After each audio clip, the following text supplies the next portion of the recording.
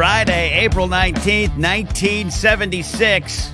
No, wait, 2024, the year of our Lord. And we are going to be wrestling with legacies. It is Anytime with Ken and Alden, and I am Ken. It's my birthday. Hi, Alden. How are you? Hello, my friend. Another solar rotation in the books. I already texted you, so now I'm going to act like this is the first time I'm talking to you. Yeah. Happy birthday. Yeah, thank you. What a momentous day. Let me double check. Did I respond? No, I was like, you know what? I'll keep the comments for the air. No, I did respond to you. Like a good radio man, save it for the air. Save it for the air. Hey, everybody. 8984M is watching live. Diane D is watching live. Hello. Happy birthday, she says. Thank you, Diane. Thank you for here. letting me mentor your Birthday. Sean. Happy 420. Happy Eddie birthday. Sean Room. Have you ever met Eddie Haskell in person? Any event? Schmodown related? It's possible because I was at a couple of those, so maybe. But we didn't know each other if we did. He's a sweetheart of a human. I think you would do well hanging out with Eddie for a night. I just like the last name Haskell. That sounds like he should go by Haskell, like Hosier goes by Hosier. Yes. Or like that should just be a Madonna. To church. Yeah. That's a handsome man.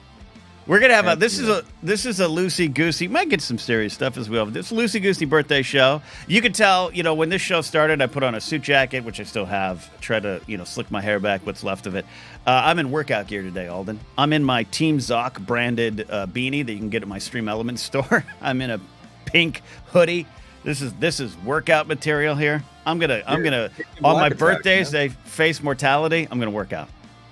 Facing mortality. I just love that that how it came about in the most Alden and Ken way of hey, what do you think about your birthday? Oh, we can have people call, and you were like, nah, I'm already doing a call-in show. What if we talked about how I'm dreading this entire thing?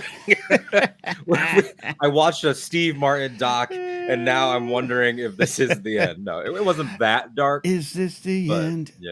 Yeah. No, absolutely. I am. We'll get into it. It's not all negative. That's the thing too. I'm actually really good with what's coming, but what's coming is confusing and tough. And we talked a little bit on my show last night. And thanks for calling in. You had a great call in too. Going into 30, it was scary. I thought I learned my lesson. The 30s turned out to be great. Going into the 40s was scary. And then you think I learned my lesson. But heading towards the 50s, I still got 2 years left. Knock on wood. It's scary. And then you wrestle, you start looking back. But you even at your advanced age, struggle with looking back too much too, yeah? I absolutely do. I mean, I'm 28, so I'm staring, at that 30 coming up, and then your friends start to turn 30, like Nikki Kumar, our friend and collaborator from Casterly and Imperial Senate, and when he turned 30, I remember thinking I have a 30-year-old best friend. That was one of the first times that hit me in that way, because I'm lucky to have my old high school crew still. Yeah. Yeah, it was Nikki the first in your close group to into the breach? Was he Jorah Mormont with a flaming I think so. The red priest with the flaming sword going through the breach. Right. Yeah. Beric and Thoros. There we go. Thoros. We got there. Thoros and Mir was on my tongue, but as you can say, I was choking on the 7-Eleven donuts and coffee I had for my birthday. That's okay, and you feel like Jorah Mormont, so I understand why he came to your mind. But yeah, I think he was, or at least in the immediate, and I've always had really good buds like yourself that are older than me, but always we're in two different age groups, not we're in the same one transitioning in similar, in a domino effect. So I do look back. We're going to talk about that. We're going to talk about reunions. We're going to talk about our heroes getting older. You all saw Steve Martin on the thumbnail for this episode. He's part of the impetus for the conversation. Look at that. I think that I'm always wrestling with the style of our thumbnails. I might go back to the bar on the top. I kind of like it, but I'm very proud of this thumbnail. Look at that. Look at that. That's a piece of art, I think. And he is somebody who we'll talk about who has aged in a way that is enviable, I think. Yes. Ken Plume is here. Omelet Station. Yeah. It's set up outside Ken's office right now, actually. Yeah. I want to shout out Ken Plume. I woke up early today. want to thank Baxter, my Chihuahua, for making that a thing that had to happen. But I woke up early and I went and run some errands, had to pick up some dog meds at the vet, and then I went to my mailbox, and Ken Plume sent me this birthday gift, which is the vintage Moff Gerard figure. Moff Gerard, one of my favorites for... I don't know why I love Imperial officers, but he's always been one of my favorites, thanks to the Return of the Jedi novelization. So, great character, great performance, great middle management icon. And I understand it didn't work in the film, but I do love that there is the through line that he does not press the fire button, basically, on the Emperor's command to destroy Endor with all the Imperials down there. He can't bring himself to do that. He's a hero. And as you all get older, you will learn to appreciate such moments as well. Matty Gunner's here. My hero got a year older today. No, Conan's birthday was yesterday, man. Yeah, yesterday. Conan O'Brien yesterday. Sorry, Conan O'Brien and Ken Knapsack having adjacent birthdays just feels right. Yeah, and today also the anniversary of the start of the Revolutionary War, Lexington and Concord, the Battle of... it's a good time. What revolution are you fighting? The revolution, I'll tell you, the revolution of contentness. How about that? I'm going to be content with who I am and what I do. That's part of the legacy. I like that. Good stuff. Yep. And that's our show. Good night, everyone. And that's our show. I also have to thank Alden. By the way, this show today, for those, probably just going to be all poignant banter. I really do have the best birthday gift I could have got arrived about midnight last night. And that is Taylor Swift dropping 2 albums. 2 albums. The double album as a surprise. She only advertised 1 album. And then it comes out as a double, the Tortured Poets Department, which is... I don't like that name. Okay. Don't like that. I don't want to be a hater. I don't like it either. But it's not because I'm shake it off. making fun of her poetry bent or her her angle. It's not that. Yeah. It's just that when the homage is that obvious, why not just buy the rights to Dead Poets Society? You can afford that. You can afford those book rights. Yeah. Or it's a book first, right? And then a film.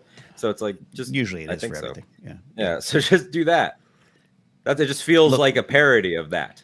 Taylor fan here, no problem, love it. Don't like the use of that title, but I love what she did. I love that. That's what I would do if I was her. Guess what? Boom, album, 2 a.m. Eastern. And here's the second one, and while she's touring, and you've already seen memes that are like Taylor 2 albums during the biggest tour of all time, George R.R. Martin, and it's that SpongeBob writing the word "the," Love it. But yeah, great birthday gift. Matty Great Gunner, birthday gift. Also, Mourner dropped new music this week. That's right. You did not mess up. You dropped new music. Put that link in here, and we'll pull it up. Yeah, Maddie, put that link right here in the chat. Unless our chat settings don't allow you, which maybe we'll have to fix that. Find a way to get it in there. Giggity, that's what she said. And then we'll. I'll never stop doing that. By the way, I don't care. I'm gonna be 70 and still doing those jokes. I want Maddie's music to be heard by the world as well as Taylor's. Yes. It's actually a really good time for music. We have entertainment later. We'll probably hit at some point, but we've got Taylor with a double album.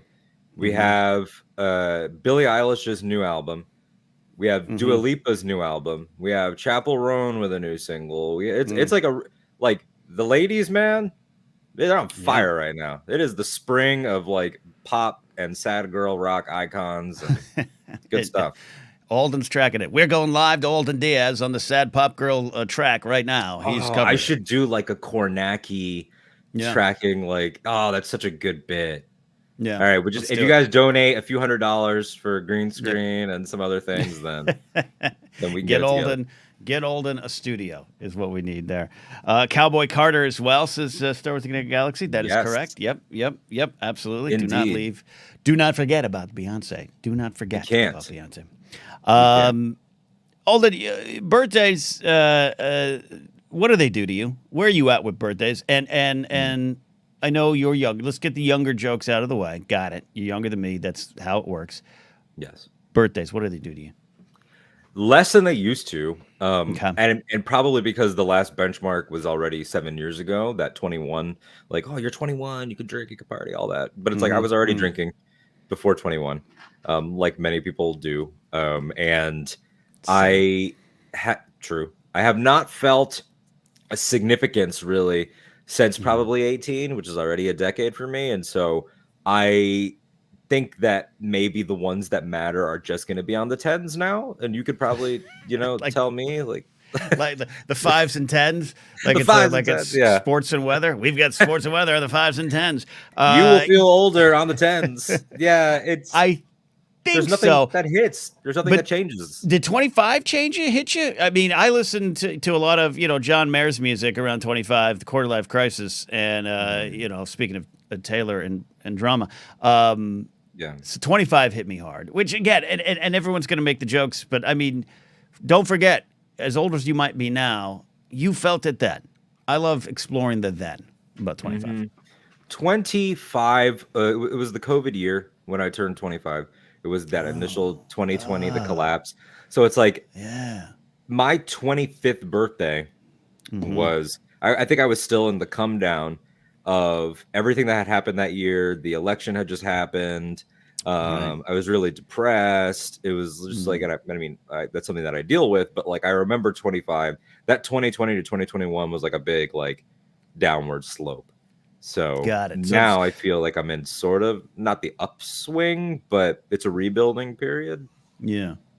We're all rebuilding. Yeah, I like that. Okay, but yeah, there's 30 approaches because it is all about legacy, and I'm not saying legacy in terms of what is my legacy, big thing, but we all have a personal legacy, and you absolutely start looking back and looking at it. I'm not worried about this number right now, and I'm not even super worried about 50, but it looms over a lot of things. It's a big number.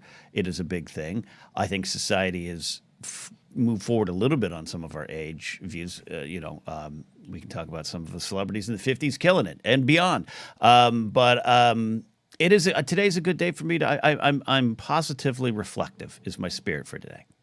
That's good. And you're right about that. I think when I was a child or a teenager, 50 felt ancient and like, oh, they're 50 years old.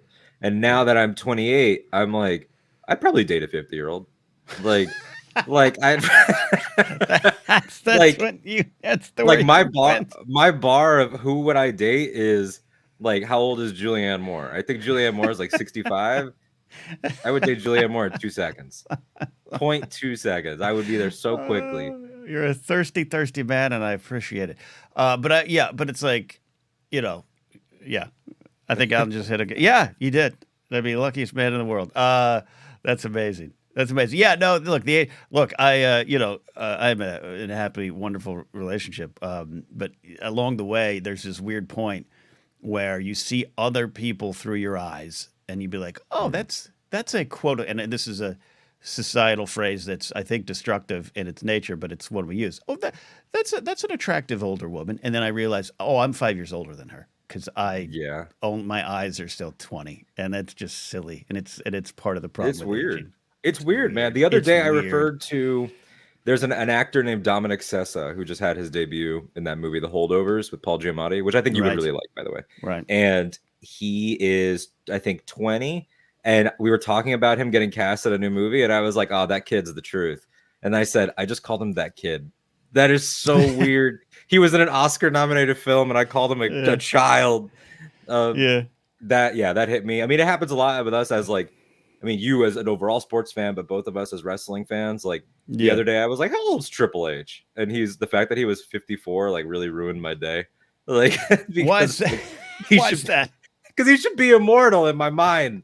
Like, there was a picture of Jeff Hardy and Lita at a con, and they hadn't seen each other in a long time, and they were hugging, and Jeff's got gray in his beard, and I was like, "That's Jeff. That's colorful hair, Jeff. He should be 25 forever." Like, it was weird to see that. Yeah, and then I saw a meme go around of the Cheers cast, like season 1 of Cheers, and they had the ages up, and it was stunning. Like Norm and Cliff are like 34, 35, Carla's like 33, 34, Diane's Charlie Long's 33, Ted Danson was like 34, and the Coach was 58, which he seemed ancient and he died young. Like it's but as you know, they're forever 70 in my brain when I watch season 1 of Cheers. It's crazy. Yeah, it's that is extremely different too, especially when you are, for me, like discovering those people. Like I discovered all those people old. And so Oh. that becomes a trip of like going back and being like, oh, so when people first saw them, so that happens a lot. I think we're also in that period, to connect it to the Steve Martin of it all, and we can get Yeah. into your thoughts on the Yep. doc, which I still haven't seen. It was, I mean, Steve's an interesting case because part of the charm is like he's great early, and that's always been a thing.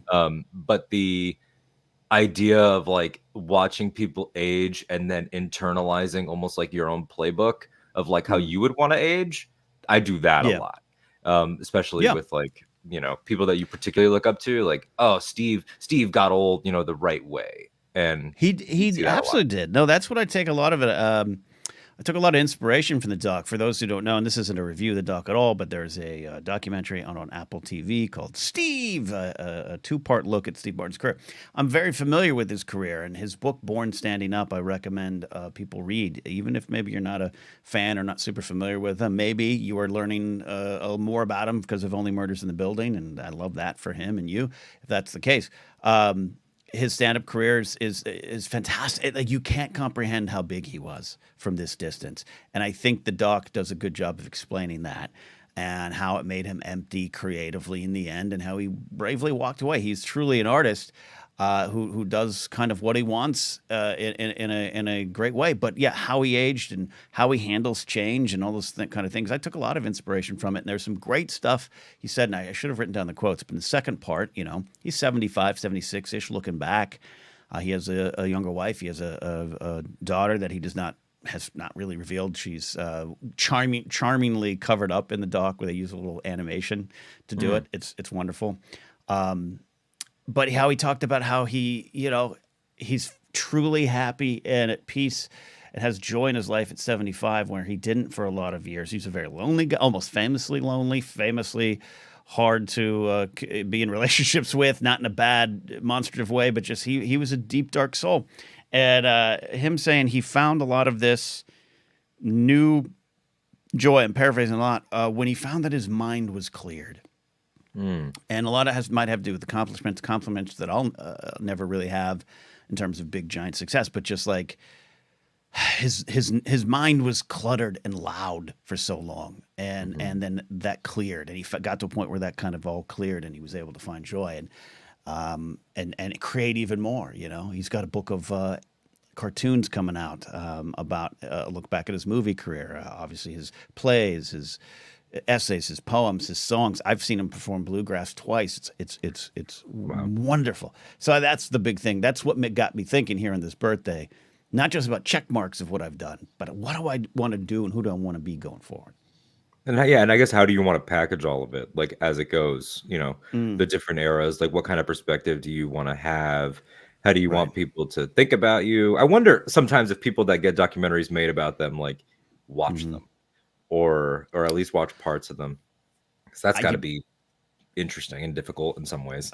I wouldn't do it. I was talking to my friend Jen Murrow about something. She goes, "Do you have a reel or something?" I was like, "I don't ever watch my stuff to remember what to put. I've never seen an episode of Collider Jedi Council. Never seen one. I've never seen one. I've never never done any. I have problems looking back." Yeah, it's strange. I think also that's the artist part of it too, is like sort of that perception of yourself, the self that you create and put forward for public consumption versus the self that you are in private. That's a huge part of it.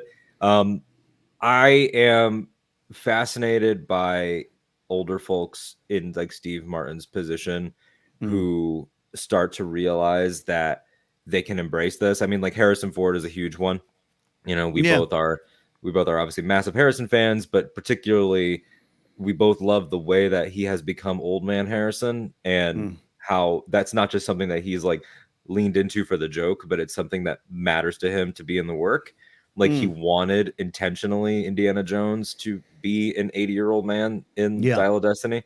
He's like, he should be slower. He should be a little bit like slow on the draw. It should be hard for him to climb. It should be all of these things.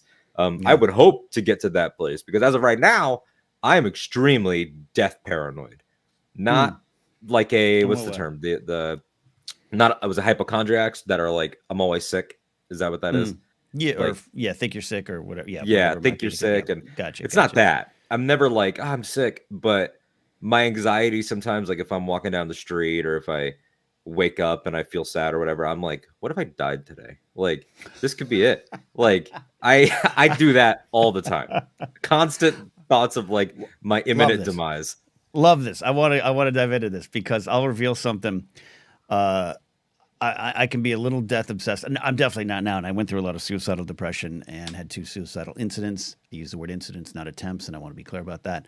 That difference means a lot to me, and hopefully others that understand what I say. Went through some therapy and everything, and that is gone, and I want to live, right? I'm excited to see the next day, while also trying to accept it. But I'll say this now, and I want to know a little bit more about your thoughts on death. And fear. It's like the Dishwalla song. Tell me all your thoughts on God, because I really want to meet her. When I was early 20s, I used to write a lot of song lyrics and poems, because that's what you do in your early 20s. And I was convinced I was going to die at 49.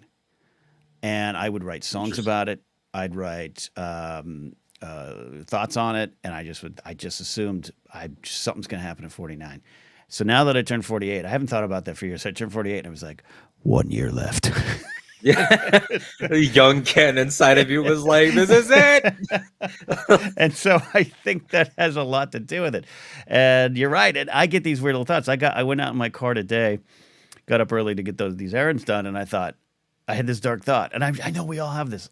That's why I want to talk more about your death thoughts, where I was like, what if I die today on my birthday? The last thought, he went to get dog meds and an intersection crash happened. And I'm driving, like, look at me, be careful. And I don't know where that comes from. I don't know what it is. But anyways, what are your thoughts on death? Tell me. I have always been, since a child, probably too early, concerned. You talk about wrestling with legacy. I am very concerned with after I'm gone, extremely so. Right. Even as a kid, like elementary school, I used to tell people, like grown-ups that would ask for whatever reason, like, what are you afraid of? Let's talk about fear, being afraid, blah, blah, blah. I would say, I'm not afraid of dying. I'm afraid of dying unfulfilled. I don't know if I used the word unfulfilled as a little kid. Maybe. Knowing you, I'm going to guess at 4, you were like, I don't want to die unfulfilled. What? I probably did. But I've always been like, I've thought about a lot about my last words. I've thought a lot about my will and testament. I've planned a lot of funerals for myself. I have an ongoing thing that's changed over the years. Okay. Of like, what would I want? Who would I want there? You know, the guest list, the casket or open casket. Where do I? But all that stuff. I think about it all the time. Love it. Because I feel like it's your last work in a certain way. Yeah. And it's your send off. So when like this week, it's connected to a little bit more entertainment news, when Quentin Tarantino pulled the plug on his film The Movie Critic, which would have been the 10th and final, he walked it back, and there were people hired, there were locations scouted, Brad Pitt was in, like, it was go time, and he was like, nah, I changed my mind. Because he is like, he's like, that's not the one that I want to be the last one. And granted, that's a self-imposed limit, so that's a different conversation. But I got it. The second that he was like, nah, no. I got it too, man. That's funny. That's funny you mentioned that. I think his 10 film limit that he announced years ago, right? I think it was at Schmoes when he announced that. Like, it's like, all right, whatever. Is that somewhat silly, slightly pretentious, and very Quentin? Yeah, absolutely. I always say this. I could give or take him. I grew up and was in film school when Pulp Fiction was out. Yeah. And I can attest that Pulp Fiction and Clerks are groundbreaking films that you maybe, whether you love them not or now, where they hold up or not, it doesn't matter. You needed to be there to experience how they shook the very foundations of the industry. So I do have a respect for him, and I love Once Upon a Time in Hollywood. I love Inglourious Bastards, all that kind of stuff. But but to take that out to where he is now, and with what I'm dealing with and what you're dealing with here, as we continue to talk about your death thoughts, I get it. Because I think it's okay to call your shot and walk away. I don't think that's pretentious. I think it's okay to say, hey, this is all I want to do. I saw that Brad Dourif's retired from acting and he'll come back for Chucky stuff for his daughter or something he said, but he's done. Yeah. I really respect that. And I understand that he's like, cool, this is what I want. You know what? I've thought about it. This isn't what I want. I give him that grace to change. I do too. And it's like to end a whole career or to end a phase is important. He said like he'll continue, he'll make films. I mean, he'll make screenplays or novels stories, or plays. Like he's still working, but we see this a lot in wrestling. We see it a lot in music. Like I want to go out on the highest high that I can. Like I don't want to go out with a whimper. I want to go out with a bang. And that's on my mind. That's why I get so emotional like whenever like an old guy retires, in the ring, or like Sting. We just had Sting's last match in March. And like the fact that his sons got to be a part of his entrance and that he got to book his whole last 3 months and like to get the ending he wanted as opposed to going out on injury or like that was like, that's the dream. But it's not the common result. Do you have, and it might be related to what you're talking about, dying unfulfilled. I'm more of a sports fan than you, I know. Meaning you might be a 0 at a sports fan. I'm at 100. But when an athlete retires, there's those moments, a lot of them get a chance to walk off the field knowing it's the last time. And that, I'm fascinated by that moment of up until the last pitch. If you're Mariano Rivera for the Yankees, you're throwing it at your utmost skill level. You're in it, you're doing it, and then your teammates come and get you. They pull you out of the game. The crowd cheers. And you know that the moment you step over this line, your life is forever changed. I'm fat, and who you are has changed. Your identity has changed. And I have faced that in ways in the past that I put that on myself when I shouldn't. I remember about to step onto the groundling stage for what I was convinced was my last time. It turned out to be right. I made a note on a page. I was standing next to Kristen and Mikey, and I wrote down the date, the time, and they're like, "What's that?" And I said, "It's the last time I took this stage." And they were like, "Oh, no. And it was true. And I think it was a little self-fulfilling prophecy, which is another problem. But like I had this, like I was obsessed with who I am has to change, and I don't know what to do with that. And did I leave too much on the table? Did I not leave enough on the table? Am I unfulfilled? And how do I want to move forward? It haunts me a lot, that kind of stuff. Yeah, same here. I've had that with certain like locations similar to that. I give a lot of power to locations, maybe in a way that I shouldn't. Like at the time of doing this show, I was telling you off air, like I'm going to my old haunts for the first time in 2.5 years. And it's for somebody that I miss and I haven't seen, one of my best friends, her birthday. Great. Cool. But it is weird. Like I'm a person, probably why we both relate to Quentin. You probably have this too, of like, I said the chapter was over. And if I walk it back, then am I a person of conviction or am I flimsy? And I don't ever want to be flimsy. So it's like, when you say, like use you as an example, I'm not in your head, but you've said like you did these shows and you're not trying to go back to like the older YouTube crew to like do weekly live Star Wars anymore. Which, sounds to the outsider like, why is that a serious thing? But it's like, because it was hours and hours and hours and years of work and it ended maybe in the way that not everybody wanted. And if we move back to it, are we all moving backwards in a deeper way than we even think? Yeah. And that's hard. There's value to reunions. There's value to let's do it one more time. I love stuff like that. As much as I love an ending, I love the last ride. Last rides are fun. That's always a great trope in life and in fiction. Like, again, we're Star Wars guys, so it's hard to not use that as an example. But like, I've always said like, I've never met Mark Hamill. I know you've met him and talked to him once or twice, and No, I know I've interviewed him. You've never seen each other. Friends with Nathan and friends with Nathan. When you're friends with Nathan, you don't go, hey, could I meet your dad? Do you think your dad likes Luke with 2 U's? Yeah. So it's like, but I know what the question I'd want to ask him, which is, can you tell me about the 2 or 3 days after they told you you can return. Yeah. Like that it was the offer. Like, what do you think about? Yeah. What do you think when you go back? The one last round. Mm-hmm. I'll ask. Yeah. I put this comment up from Jared's Jared the Dark Jedi. The power of walking a hall that isn't where you live anymore is palpable. This used to be our playground. Yes. The Ken Knapsack cover album. This used to be our pride and joy. Yeah, man. Yeah, no, it's in those moments where I like going back to look at things, but there's moments when you go back and you're like, this ain't it. We ain't here anymore. And I love those moments. Mm-hmm. It was palpable, like Jared says. Yeah. It's fun. It's fun when you can realize that as a group, but it's also difficult when people can snap back into the way things used to be.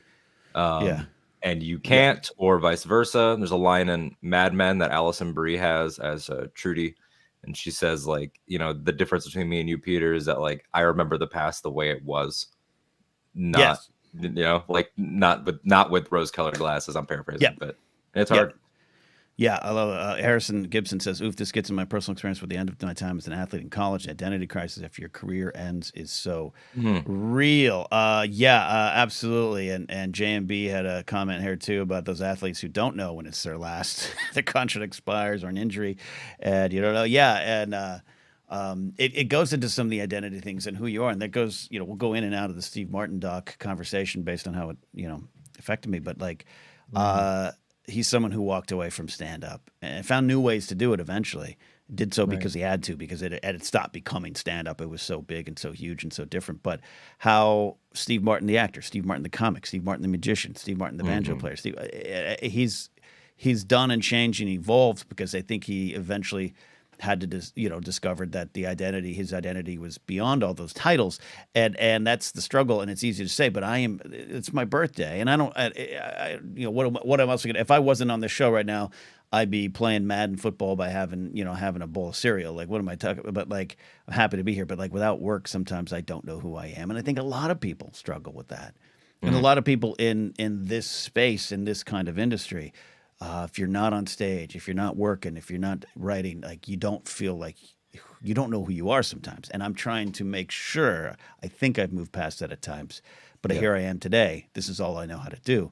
And so that was what I took a lot of the Steve Martin doc, the second part. I took a lot from it, of just, like, he eventually found stuff beyond those walls and found solace and identity in those things. I mean, I'll take it to even a slightly more heady place, as I often do. But you said, if we're not working, if we're not creating, if we're not doing things, then we don't know who we are. I think it's even deeper than that. It's do you even exist? Like, it's sometimes you wonder, like the whole, like, we are the logical question of if a tree falls in the woods and no one's around to hear it. Like that is how it feels sometimes.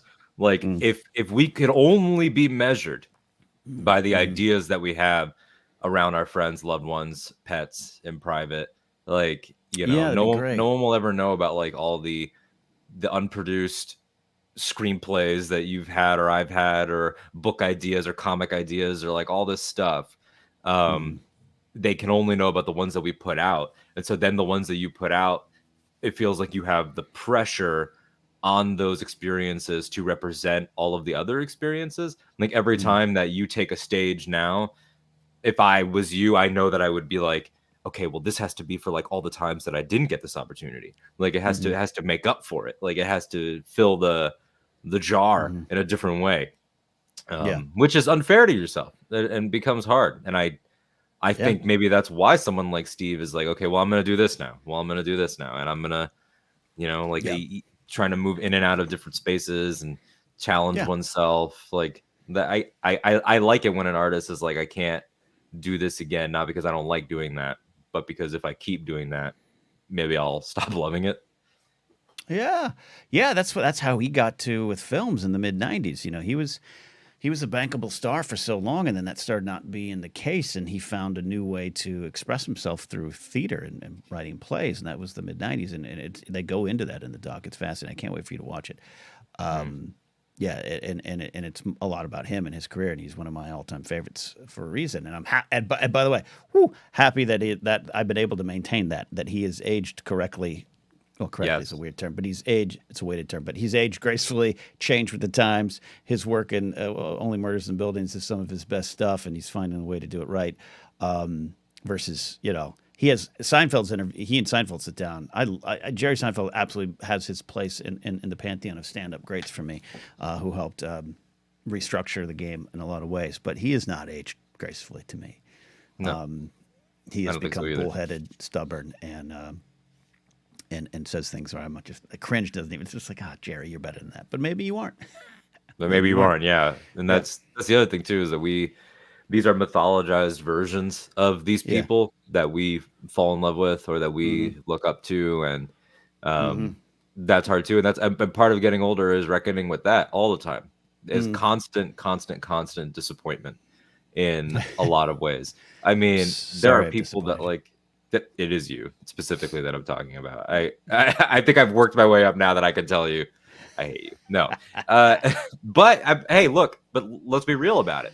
Yeah, there is, as weird as it is, a whole generation of people, all people across all different spectrums of identity, but let's say in my age bracket, if we have to quantify them into a group, that did look up to you guys, the big you guys that made interneting a career, that made broadcast media digital, that took this into a different path. And we are now at the point now where it's like, that was all like 10, 15 years ago. And so it has its own history. And you've joked like we could write a book about all this or do the documentary. But I mean, I would imagine there is probably a little bit of a pressure to perform when someone comes up to you and is like, I used to listen to your shows every day when I was in middle school and things like that. Of like you. Yeah, like no. Kinda. Look, I'm always thankful for that kind of stuff and miss it as it starts to fade away. But then I have to wrestle with that, right? I make the joke of, "Hi, I'm Ken. I'm from the old internet," and that isn't about age. That's about eras. But I'm beginning to be more proud of those. I had a great call from listener Joseph Thomas on my live show yesterday, who I've known for years, and he and I have communicated privately, and he reached out during a tough time in his life and took solace in some of the toughness I had shared that I'd gone through. And I'm glad I'm there for that. And I got to focus, and that's the identity, not the schmodown or pit boss and stuff. But I love it. Yeah. But but I think I'm emerging from a darker period of my life. We've all struggled the last few years. This year's still not going great for all of us. When I filed my taxes with my guy, he's an entertainment tax guy. And I was like, I had a tough year, Daniel. He's like, everyone had a tough year. Like everyone. He's like, let me tell you, I can tell you from doing all the taxes across this entertainment industry.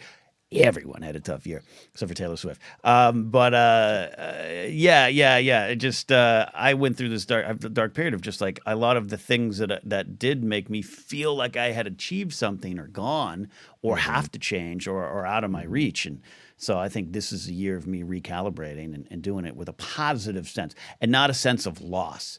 And that's something I wanted to ask you because I joke, but you and I are very similar. Even at a young age, I was telling you off air, I moved to LA in 1998 at 22, and about 23 or 24 during the World Series, the Yankees Mets. So that was about 2000, I think. I went back up to my hometown, as I often did. About every 3-4 months, I'd be in my hometown, stay for 3-4 days.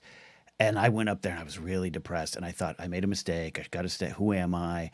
And so the melancholy is always built into things. Yeah. But I'm trying to not approach it as I've lost who I was. I get to find out who I am now. And that's hard. But that's what I took that's the big thing, wrestling with legacy, that I took from Steve Stock. I think a lot of it is the idea of synthesis too, right? Like, you get to choose. I think there's power in realizing, like I think Steve Martin has, that he gets to choose what to take from every Steve Martin he's ever been.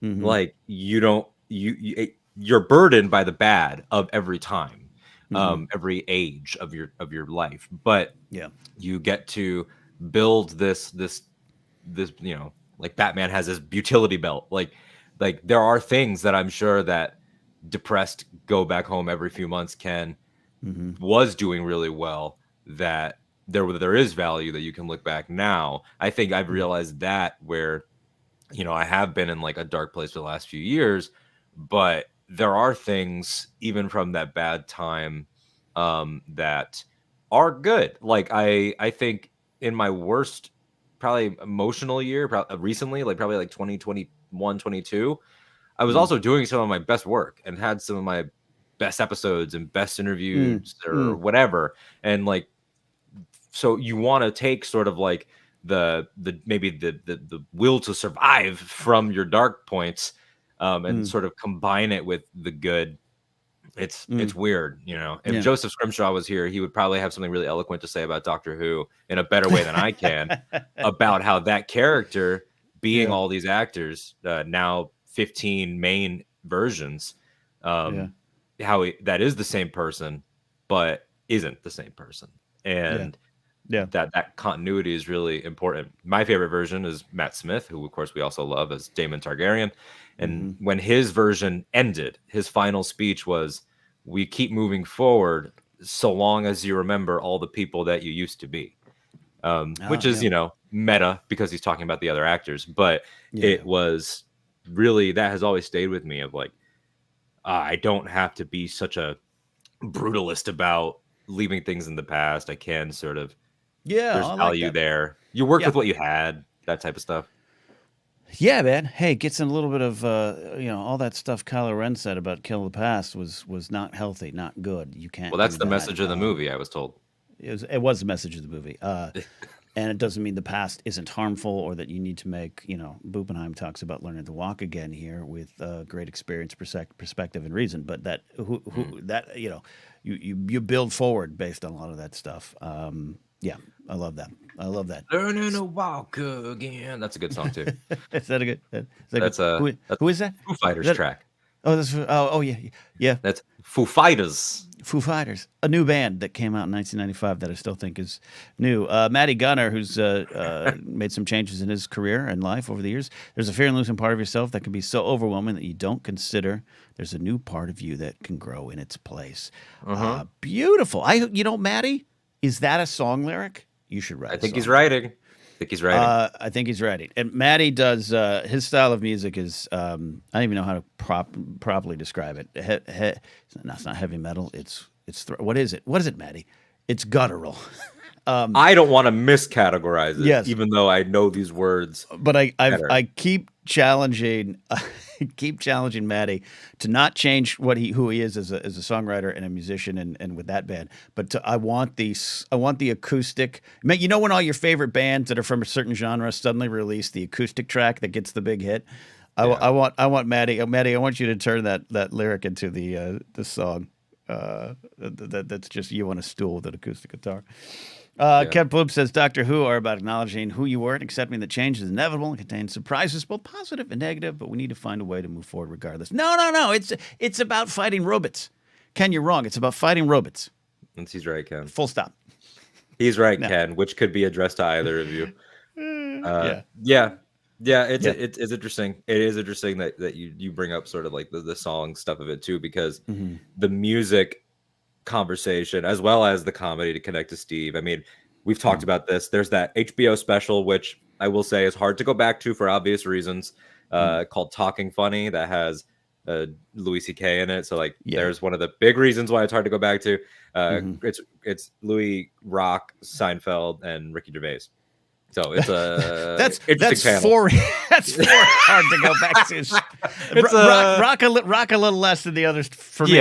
But that's a four. It's a rough panel. But in that, Seinfeld and Chris Rock talk about how they've always disagreed as friends and peers about legacy and about are they going to see the act or are they going to see you? And that's a Chris great Rock question. Says they're going to see you. And Seinfeld is more, they're going to see the act. And Chris Rock says, well, when I was young, this is Chris Rock talking, so I am not about to promote Woody Allen, but he did. He says, when I was young, Jerry, there was always the new Prince record and the new Woody Allen movie. And you knew that you could count on those two things to come around. And that, we have to go see the new Woody Allen. We have to buy the new Prince. And that has sort of become something that I think about all the time. When I see a classic band, like one of my first concerts that I can remember. My cousins took me to what was at the time the farewell tour for the Scorpions. It was not the farewell tour for Scorpions. And fun fact, the radio jocks that hosted that were actually the hosts of the first show that I produced. So it was a very small world. And you could feel the crowd just be like, man, just play No One Like You, just play Rock You Like a Hurricane. Like, and that set kind of sucks. Like, what if they want to play something from a lesser known record? What if like Kiss just did their last tour? I saw Scotty in the comments talking about it. Scotty was there for the last Kiss show at Madison Square Garden. And it's like, what if they wanted to throw in something from The Elder, man? That's their right. What if they wanted to throw in something from Sonic Boom or Monster, the last 2 records? That's hard. And so I'm sure it's different on the comic side, because going to a bit is probably way different than going to a song. But yeah, I think about that all the time of like, God, can we just let people try things so they don't feel like a dance monkey dance? That's hard. You sound like the Fireys from Labyrinth. Dance. You have to allow artists the ability to try and change and grow, and sometimes it's just impossible. And financially, it will hit you. I actually, to a lesser degree, I do believe it hit me over the last few years. The world changed 2020 on, but I think I took a financial hit by trying different things, and that's fine. I'm that special you're talking about, the problematic comics. From sitting on couches is great. I do. My roommate and I at the time watch it. That is fast. I had forgotten that point of what an insight into where we are now with Seinfeld, of him going, nah, they're gonna remember the act, and it's like, not no more, Billy. No, I think Rock was right. Rock was right. Like, they are going to see you.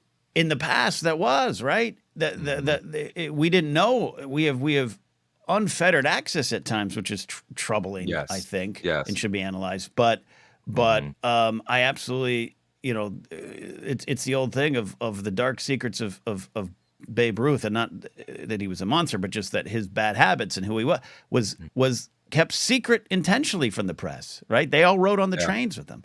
They all no, this, so you get the legend and not the reality, and that plays over time and time again. And I'm glad that the curtains have been pulled back. I'm glad we know the truth. Much like they explain in the Blues Traveler video that made them famous, where they pull back the curtain and they're the band. Run around. Where they're the band. You don't remember. All right, sorry. I don't. I apologize. But I am enjoying these. I think Europe play Final Countdown twice every show. Yeah, and they shouldn't have to. If they want to, great. I mean, I think they would want to. Yeah, that's pretty fun. I want to see Gallagher for the Watermelon. Ken and Alden sing Winds of Change by Scorpions. You know what, Scotty? I would, but I don't know how expensive that song is. I mean, look, this channel's not yet monetized anyways. We don't want to get a copyright strike. So, what are they going to demonetize? By the way, we're 50 subs away here. Sub to the channel. And we're growing it out. This has been an interesting year for Alden and I in our careers and lives to try to just grow a new branded channel. We started with great aspirations, and then real life smacked both of us in the face. But we're still here and we're still going. So help us grow. Sub. We're 50 away from hitting that 500 mark, which is halfway to where we need to completely monetize the channel. But also we get some perks when we get to 500. So yeah, all of you, tell a friend. Everyone that's watching right now. Grab your parents' or guardian's phone. And go on their YouTube app and subscribe here. Don't tell them to do it, because they won't know how. I don't care if you create a bunch of dummy accounts. I don't care. I really don't think YouTube cares either. No. And why are you there? I need 398 subs on my ASMR channel to be fully monetized. So create 398 dummy accounts. Eli from Inner Galaxy is watching. He's in college. Eli, college doesn't matter. Just do what we're saying. Yeah. We need Ken dancing on the hood of a Firebird a la Tonic. I for the right price, Brian Fennessy, for the right price, I could do all sorts of things for the right price. Every day I joke. Every day I'm closer to selling feet. If anyone would like feet of a 28-year-old guy, let me know. We can work something out. If that would work, I would say go for it. There's no shame in that. Do it. No. Not at all. Get your money. Get your money. Get your money. We did it. We did the legacy talk. You have some entertainment things I want to get to. We did, yeah. Appreciate you. I appreciate you letting me go. It's not a negative thing. It's not a no. I'm really excited about a new year, a new 8 year of age, and check in again in 2 years when I'm turning 50, and I, I'm eating my words. By the way, no one knows. I've mentioned it on the show. That's why only people know. But like, I remember freaking out in my late 30s and not knowing what to do with my life and career. And I tell my buddy Scott Mance, and he's like, "What's going on?" He's older. He's well past his 50s now, and doing some of his best work. And I was like, "Man, Scotty, like, what do I got? I can't be talking about Star Wars online at 50." And he just looked at me and went, "Why not?" Who told you that? That's a guy who gets it, I think. Yeah. Like why? Because he is somebody who, and I've never met Mance, seems like a swell fellow. Really great. He's an amazing human. Intellectual, yeah. It seems like a nice guy. But he is on the older side of what he does. Mm-hmm. Like he is fighting. And I'll say, TikTokers, without getting specific, it's his story to tell, has been let go or not given jobs because of his age. Not anything else, and there's other factors in this world, blah, blah, blah, that had to his face has said, "You're too old." Yep. But he always delivers, and the talent love him, and the industry loves him, and that there, we need to fight for that. Like, I think if that's the final note, it's like, don't discount people of different age groups all around. And I am, in terms of legacy, I am overly concerned with it in a way that makes me empathize with people like Quentin, but I'm also trying to be more in the moment. I think that, I don't know, you haven't gotten around to this one yet, but this book right here, this Living Force book. Oh, I'm about 60 pages into it. You're going to love the rest of it. Like, it is so much about being in the moment and small things. Great. And I need that because I am way too much of a obsessed big picture thinker. What does that mean? What does that mean to you? Like being in the moment, or not being in the moment, but what you feel you're being plagued with by right now. So, like, if I go to the day job, and there's a customer that is just like awful, or client or a guest, whatever, and I will come home and like start thinking about how that interaction speaks to a larger problem. Like, it's very hard for me to leave anything anywhere. Right. But also positively too. It can work positively. Like, wow, that really stuck with me, and now it's going to give me the energy for the rest of the week. But like, I feel like sometimes like I am like a was it copper that is like a great conductor. Like, I feel like that. I feel like I'm copper sometimes, and like if the negative hits me, then I will amplify it. It's very weird. I do that with emotional stuff. I know, and this sounds like I'm doing a joke. I've seen you online. You're a copper conductor, but I don't mean that. I will scrap. Yeah. And it's not that might change with age, but also at the same time, there's a lot of things that just are in our hard wiring that we have to work to unplug. So I think it's a good thing that you've identified it. Yeah. Like, there was a person on Twitter this week who I will not name because I can't remember their @ but I would name them, who was out there saying like it's okay to dislike children. This is a completely different topic, but I'm just going to say right now. I saw you post that. In a new segment, Alden brings Twitter beef to live action. If you think it's okay to dislike children, you're fucking weird. I'm sorry. That's not okay. That's actually concerning to me. That is dumb. That's a bad take. And the fact that we all have the ability and the platform to share our takes is good. The democratization of takes is good. That does not mean your take is good. Like, that is a fucking bad take. So, I love it. Just throwing that out there. I love that. Yeah, as someone who does not want children and is partnered with someone who absolutely does not want children, I understand the sentiment. But at the end of the day, it's to not want them, it's an aggressive but to dislike them. Yeah. What did they do? They're just dealing with the world that we left them. It's our asses. It's our from street beefs to tweet beefs, man. Dude, tweet beefs. This is it. Before we start to close with entertainment and everything, we did not do our Ben Affleck.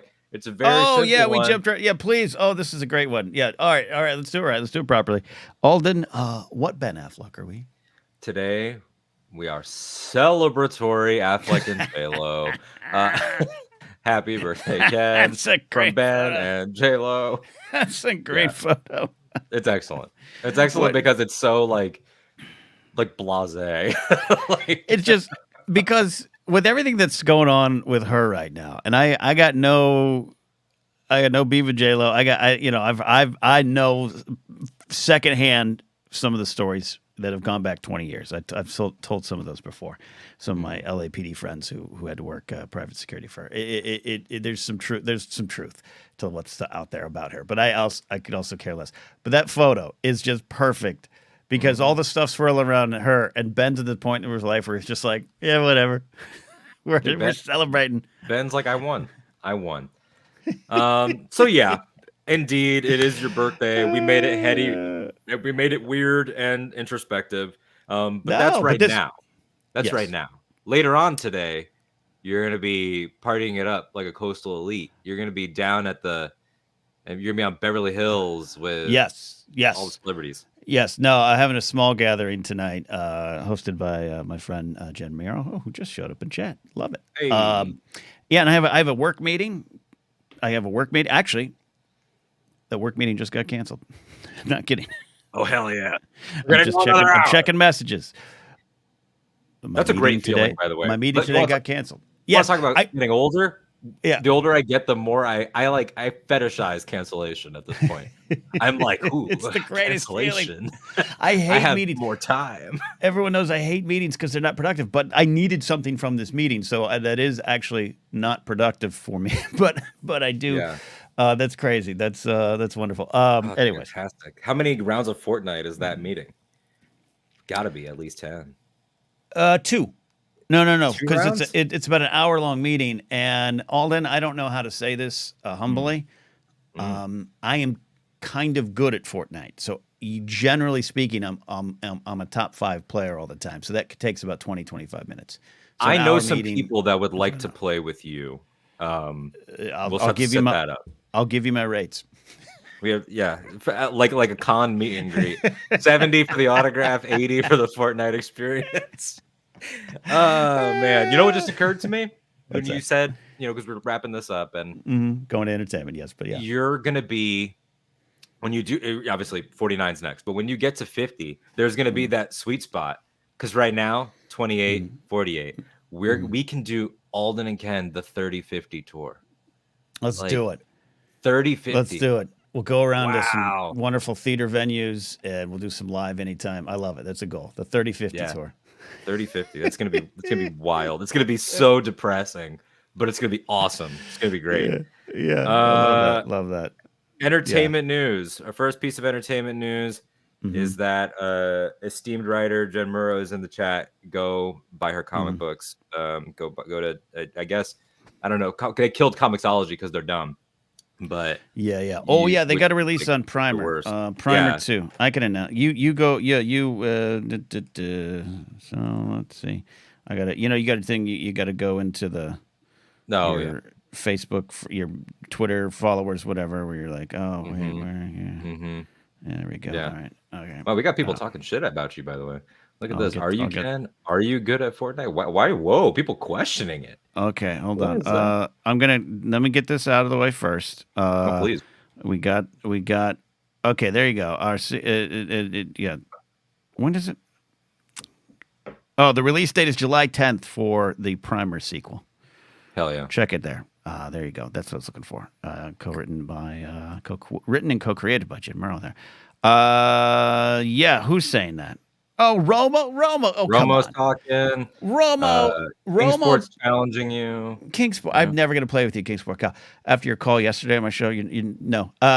Lauren Romo knows that there's been times where I have taken her and Brian Tiller and put them on my back and carried them to victory. Carried them to victory. Or there's times that I've taken them on my back, and then I've climbed on Ken Plume's back, and then he's taken us to victory in one of the most odd tableaus you'll ever seen. Fantastic. Entertainment news. Let's talk about people being really dumb with AI again. This is a 3-part story because it's built up and slowly. It started with the new film that I have not seen, but I believe it is streaming now, Late Night with the Devil, which I've heard is excellent. I've heard it's really, really great, starring the great David Dastmalchian, who is a great nerd celebrity, a good nerd icon at this point.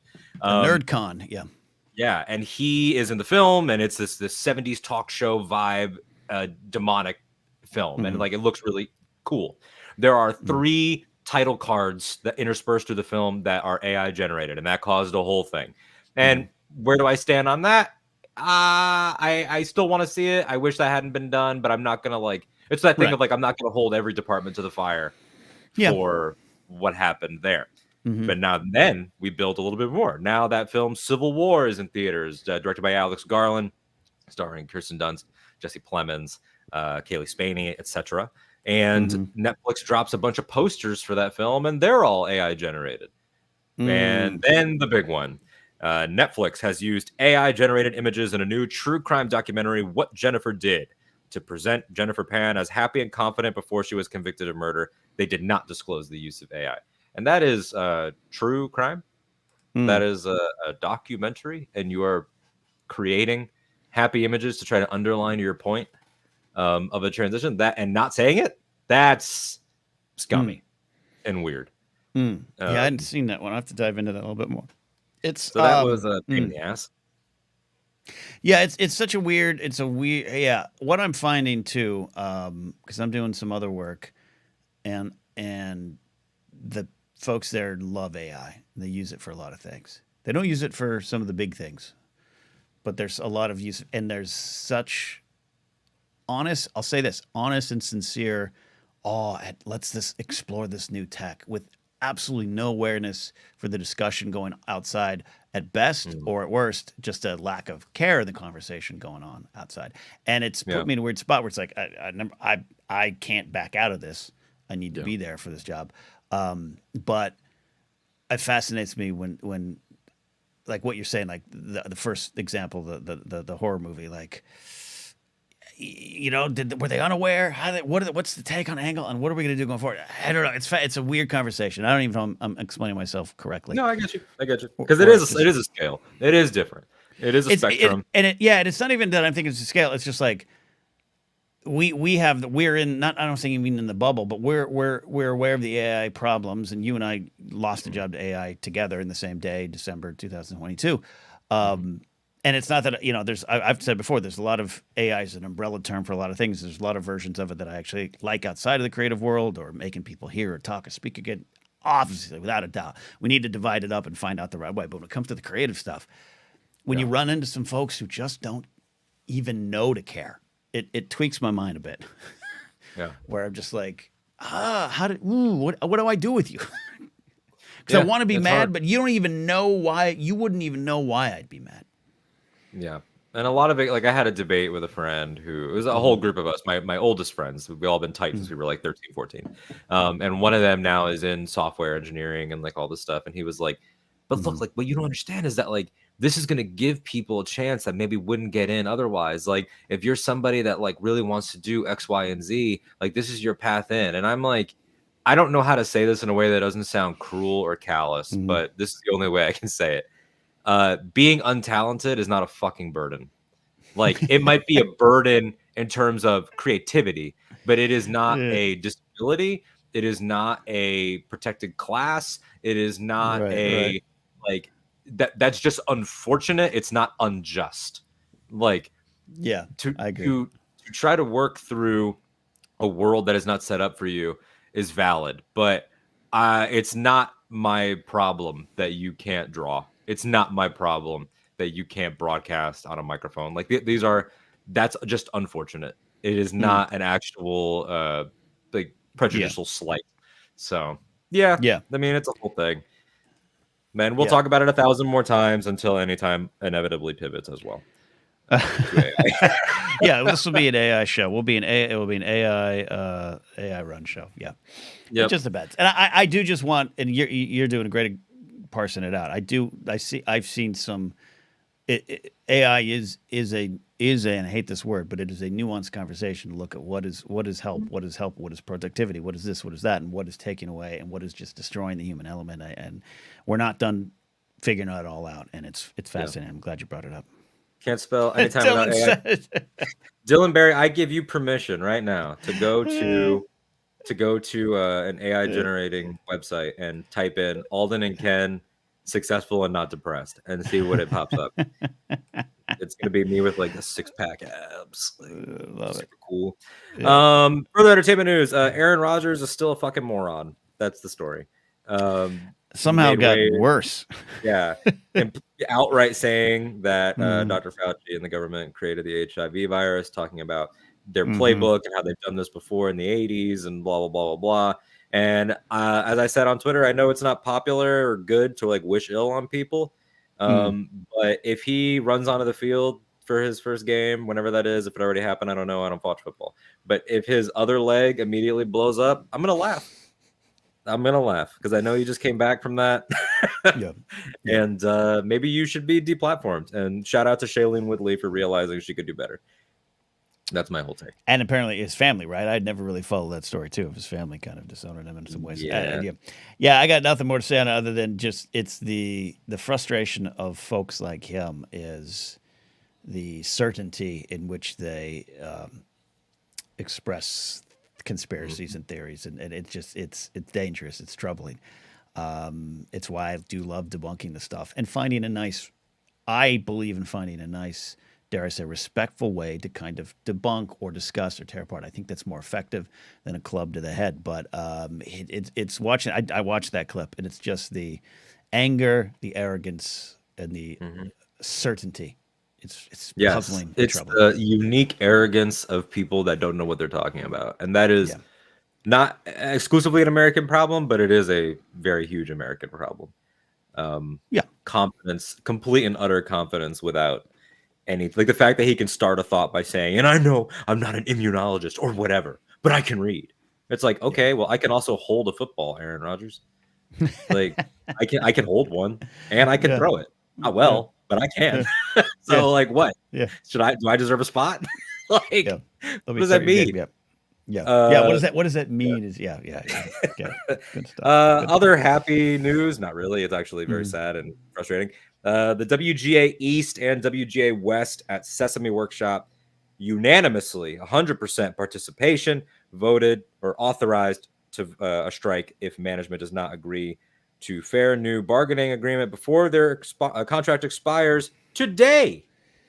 Right now it's 3:08 Eastern. I haven't seen an update on this, so I'm assuming that means end of business. I don't know if there's a negotiation hour where it's going to go down. But Sesame Street is prepared to have a picket line, which is a sentence that we should not have to say. That's crazy. Yeah.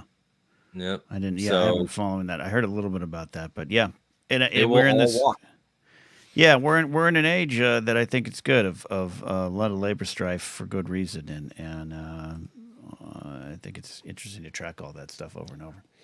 Yep, and my take on that is Sesame Street, guys. Like, it was already bad during the last, the two big strikes, but like Sesame Street does a public good, like in a way that all art teaches. Like, of course, we don't need to do a whole hour on themes right now. But Sesame Street in particular is nurturing your children. I would go so far as to say helping raise them at times. Bupenheim says, teach the kids how to stand up for your rights. I would love a labor strike episode of Sesame Street to emerge after all this. They should come back and lean right in. They should. Big Bird goes. It's been years since I watched Sesame, so I don't know which stores are on the street. But if one of the stores, the workers go on strike, that'd be fascinating. Yeah. So it's we send them our love and our support, and we hope that they get their fair share, their fair treatment for the work that they've been doing. I mean, they're a cultural institution. It's like it's so sad to think that if like someone like Fred Rogers was alive, that he would have to strike too. He would. They wouldn't want to pay that man after everything. Fred Rogers. There's two people that I would love to see in this era on social media or in arts and entertainment at like their prime, and that'd be like Fred Rogers and Carrie Fisher. Yeah, just two ways, probably two very opposite methods to handling it all. But if we get Carrie of the last 4 or 5 years of her life, and Fred Rogers at the peak of his broadcasting career, dealing with not the lefts and rights and D's and R's, but just dealing with the actual truth behind all the conversations and the moments and the movements, that'd be fascinating. Carrie's passing, there's so many angles to it, but it should be noted, like she left us right before the Trumpian era, like right before. Yeah, and people but he was present and all that stuff, but like it changed dramatically after. Yeah, you're right. So shout out to all those people. Much love to them. Children's entertainment. I've grown increasingly protective of kids. That's a thing about aging, is that I'm way more conscious of the children now than I ever have been, especially over the last couple of years. And like I watched that new episode of Bluey, a show that I've never seen, but I heard that they did a special that had all these adults crying. So I watched it and I cried like a baby. I'll watch it too. It's about Bluey's parents going to sell their house and what that means, and it's amazing. And then music news, we touched on some of this at the top. New Taylor Swift out today, double record. Dua Lipa record on May 4th, or on May 3rd, and then she's on SNL May 4th. Billie Eilish unveiled the track list for her upcoming album, Hit Me Hard and Soft. It's coming out Thursday, April... Oh, no, it was unveiled yesterday, Thursday, April 18th. That's how time works. Coming out in, I believe, May. 10-track album features songs like Skinny, Lunch, L'amour de ma vie, and Blue and Wildflower. So I'm excited for that. I'm a Billie fan. I think she's great. We need that Alden reporting. We need that Alden live on the street on what did you call it? Sad pop girl music. Sad girl pop. Sad girl pop, like Billie Eilish, Olivia Rodrigo, Gracie Abrams, whose father has made a few features. Yeah, like it's Is she good? I haven't heard her music. Is she good? She's good. She's in that same group. She's in that same she was opening on the Eras tour a few dates actually. God, that hurts. That I have nothing against her. She did not choose the path. I'm not even an aggressive anti-nepo baby person, because I just don't. Sometimes I don't think that's fair. Shout out Nathan, but it's just like I don't know. They're like Bono's son has a great band called Inhaler. They are great. I love Bono's daughter was just in a film I really enjoyed this past year. A great performer. Yeah, and it's just it's a little like a scorpion. Yeah, I get it. It happens, yeah. And both of his kids are in the arts. Henry Abrams is an artist that does like vinyl covers and posters for like Mondo and things like that. And so they both went into different arts fields, but it's like, there is that element of like, okay. It's just it's another conversation. It's just I've been around. I've seen a couple of very rich people in LA who have done it. I think right, or attempted to do it right, and in the sense of I'm going to teach the kids this, and they have a lot of privilege, and it doesn't necessarily always work. So these are probably very good people who cannot choose their parents or the situation, but it's. And look, we'll have to do this conversation at some point because it's interesting. But like there are like nepo babies that like it's so great, like and the shared work is so great that it becomes a legacy, and then you become a fan of like the entire thing. Like I love the Goldie and Kurt to Kate Hudson and Wyatt Russell pipeline. I love that family. Like we have the whole thing. And speaking of nepo babies, Lennon McCartney did put out a song this week. Sean O'Lennon and James McCartney put out a song, Primrose Hill. It's really good, man. I love it. It's on James McCartney's album. He hasn't put music out in a while, and he's good too.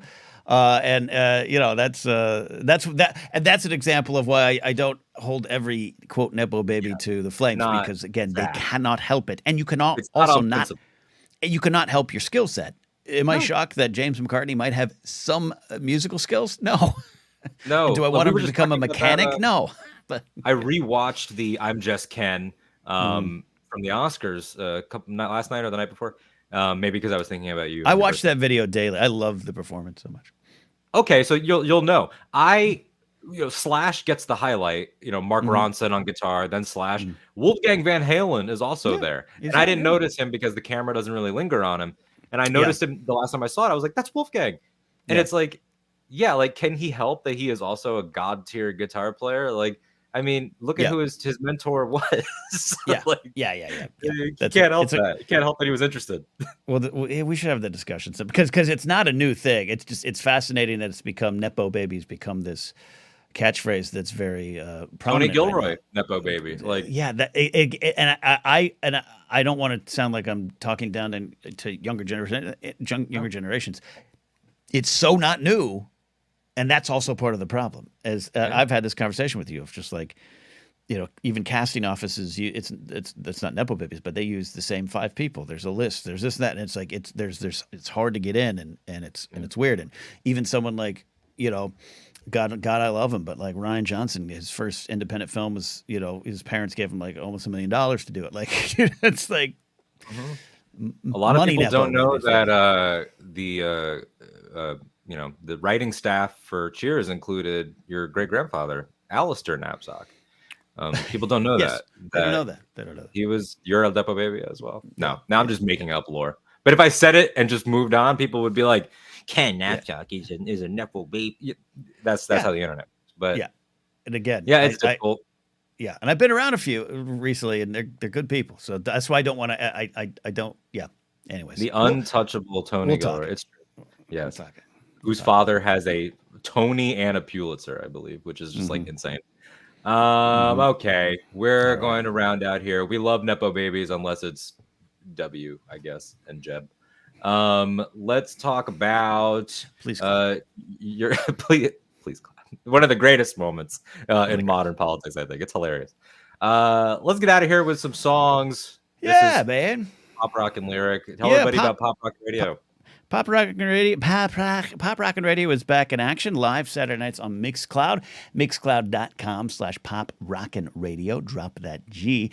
And it's a great UK-based company that I can stream music and artists get compensated. How much? I don't really know, but they do make an effort, and they do claim to make an effort, and I have the rights to play the music, unlike YouTube. If we could do that on YouTube, if I could do a radio show on YouTube with music for 2 hours every day, I think my life would be in a better spot, but I can't. Which I understand. But anyways, so we do a segment every week. We do a pop rockin' word of wisdom. We switch off, taking some of our favorite song lyrics, maybe of all time, or something that's speaking to us right now in the moment. Last week for me is Alanis Morissette, but this week it's you. What you got, my friend? Bring it up. This week we go to one of my favorite songs that in part centers on a birthday in honor of you. It is St. Vincent's Happy Birthday, Johnny, off of Mass Seduction, which I do think is the sexiest album ever made. It says, remember one Christmas I gave you Jim Carroll, intended it as a cautionary tale. You said you saw yourself inside there, dog-eared it like a how-to manual. Remember one summer we walked in Times Square, I showed you the zombies with 100-inch stares. You took a Bic, set your hotel on fire. We took the blame, took the bags to the train. Happy birthday, Johnny, wherever you are. Happy birthday, Johnny, wherever you are. And happy birthday, Ken. Yeah. Wherever you are, it's Burbank, but it's more mysterious if we say wherever you are. Yes.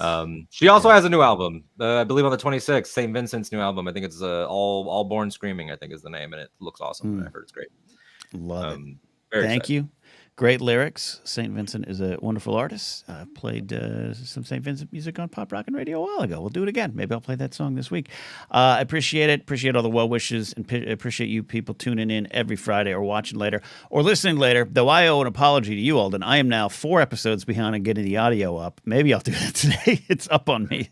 Not a lot of people listening to the podcast thread, feed, so I just put it off and forgot. I just forgot. So I'll do that. But anyways, we appreciate it. Subscribe to this channel if you want. Follow us. Links are all down below. More guests, more things. A lot of cool things coming here. Indeed. Very excited for what's to come this new year, this new trip around the sun for you. Is going to be a great one. This is going to be great. I can feel it. It's going to be good. You and me, man. We're going to the toppermost of the poppermost. We'll see you next time here on Anytime with Ken and Alden. Bye.